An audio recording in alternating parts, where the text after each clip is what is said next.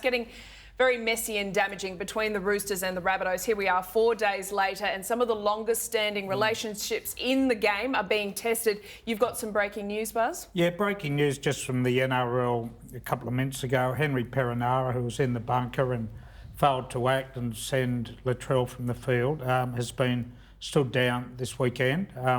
Ashley Klein, however, keeps his job. I think he's got a lower grade game. But, yeah, so Perenara, I'm not sure when we'll see him back, but it was obviously, you know, an incident that could have been handled much better.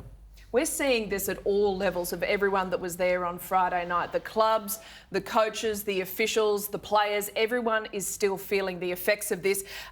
Fox Sports, James Hooper, has that the Roosters coach Trent Robinson personally picked up the phone to Phil Gould and Andrew Johns after that game, just around some of the commentary with Latrell Mitchell's hit on Joey Manu. So I think it goes to show that Gus and Nick Politis have been friends for a lifetime. And I think it's just how emotional this situation has become. Well, Gould didn't take the phone call, didn't answer it, so there's a bit of a freeze at the moment.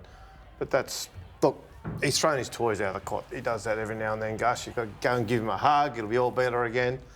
Yeah, that's, him and Politis will fix it up. You one of the idiots Gus was referring to Probably, last night? I don't know. I didn't watch it, so... Are you? I probably plead guilty as charged, yeah. Look, the thing is, this is a big story though. Nick Politis and Phil Gould go back as far as any relationship in the game. And for them to be on not talking to each other over this one incident is a big story. It's happened before though, Buzz. They sort it out. They always sort it out. They've had their blues before over different things, and that's because they're both resolute in how they think. It's unusual that a coach would also pick up the phone over such a big call. What coach are you talking about? Trent Robinson picked up the phone. To Gus? Yeah. Yeah, but, well, they don't get on either, but... Yeah. Welcome to rugby league. But they don't get on. But that, look, I get that. I thought Gould's criticism and summation of the whole thing was ridiculous. To sit there and say anybody that's never played the game doesn't understand, well, immediately he's just... That means hundreds of thousands of people aren't entitled to an opinion. We've all seen the game. We've all seen the tackle. That's his opinion. That's his opinion. His opinion's different to your opinion, which might be different to another man at home's opinion. On this tackle, a lot of people had different opinions. Some people thought Latrell went into this tackle and intentionally set out to hurt Joey Manu. I can't fathom that as a reason. Latrell goes into that. And he, like you said last night about Pappenhausen, how he's not exploding into contact, Latrell explodes into that contract. If Joey didn't get injured, you wouldn't be talking about it. Yeah, it did go bad, yes, and no one at South Sydney blew up about it. But, Paul, you're never going to take these tackles out of rugby league ever. Paul, and if you do, you'll be watching a different game. You won't be watching rugby league. Just pulling up where you say a lot of people had varied opinions. We had a website poll on the Telegraph yesterday. Was the tackle bad? And is Latrell out of control with the ego, which I'd written about? And it was phenomenal, 93% agreed. And the other 7% would have been South supporters. So I don't think, Crawls, that your view and Gus's views are shared as much as you think they might be. My view is not Gus's view. Right. My view is that in this instance, no one at South Sydney ever said we're going to try and contest that charge. No one at South Sydney ever said Latrell did the right thing. They accepted the punishment that was handed down by the NRL. However, there's no denying that these sort of tackles and dangerous incidents in rugby league happen week after week, game after game. Let me just take... And not always. In Latrell's case, Latrell is a superstar of our game and it gets blown up to be bigger than it is in other instances. OK, let me just break it down a couple of things. First off, the injured... No one said he... I haven't heard anyone say he went out to injure him, deliberately tried to injure him. He didn't get charged with intent. He got charged with a reckless tackle, which is different from an intentional. No one's arguing that. OK, so the people who say he went out to injure him or he didn't go out to injure him, There is a difference between trying to injure a player and trying to hurt a player. A hurt a player tackle is you go in and hit him as hard as you can. It might knock the wind out of him, might sort of have a bit of an impact, but he gets up and he plays on.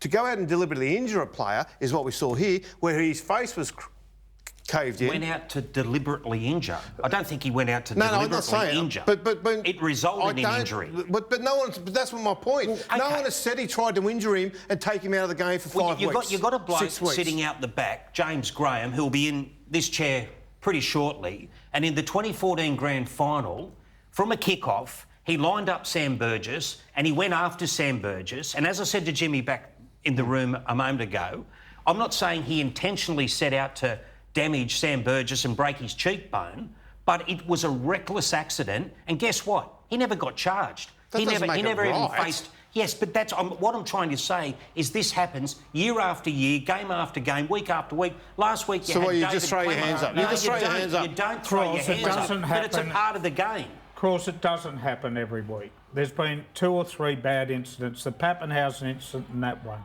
this year. It doesn't happen every week at all. Mate, if and with this- his conduct Last was- week, his David conduct- Clemmer lifted his forearm into Andrew Fafita, or the week before prior to that, and that resulted in an injury.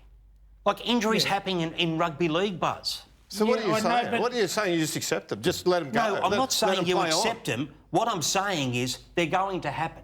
If these things He's were happening, copped his 6 weeks. If they were happening every week, the recruitment in the game and the kids playing the game would just dry up completely. If this sort of thing was happening, you're kidding yourself to think that this is okay to happen every week in I'm the not game. saying it's okay. I'm saying it's part of rugby league, Paul. It's a Cool. part That of doesn't rugby make league that sense. you're never ever going to get rid of. You've got rid of a lot of things in rugby league in recent years, but you can't get that. Let's move on. Cross, the other thing you're ignoring are his priors.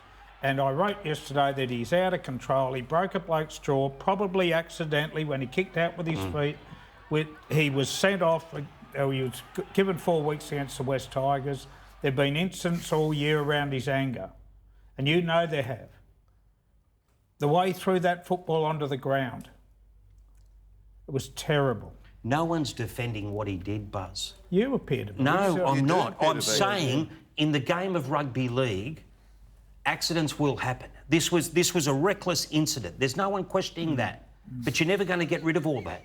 Ross, can I ask you about South Sydney at the moment? Are they going to make an official complaint about allegations that Trent Robinson called Jaden Sewer a thug? No, I don't think they will. Okay. I think that their side of the story is that it happened. And, And- Trent Robinson saying Well, it why didn't don't happen. they- Yeah, and Trent complain. Robinson, but they want to leave it where they left it. Well, they gave the story to journalists. They put it on the back pages. Where's their evidence? Why don't they back it up? Jaden Sewer has told people, I don't know if the word thug was used, but there was definitely words spoken between, in his opinion, between Well, himself there are and some Trent sports Robinson. where you raise issues like this, where you're asked to go on with it. For the Well, that's the bringing NRL. The game into, If the NRL wants to move forward with that, I'm sure they can. I think they put up or they shut up. That's my view. I really quite strong about it. South, if they're going to raise that, I'm told that Jaden Sewer didn't want to go on with it. I don't know that. Didn't want to go on with what if nothing happened? An official complaint, inquiry, evidence, etc. I think if you're going to make it public, and by ringing journalists, that's the definition of making it public. I think if you're going to make it public, you should then have the fortitude to follow it through in official capacity. You don't just fight through the public, through the media.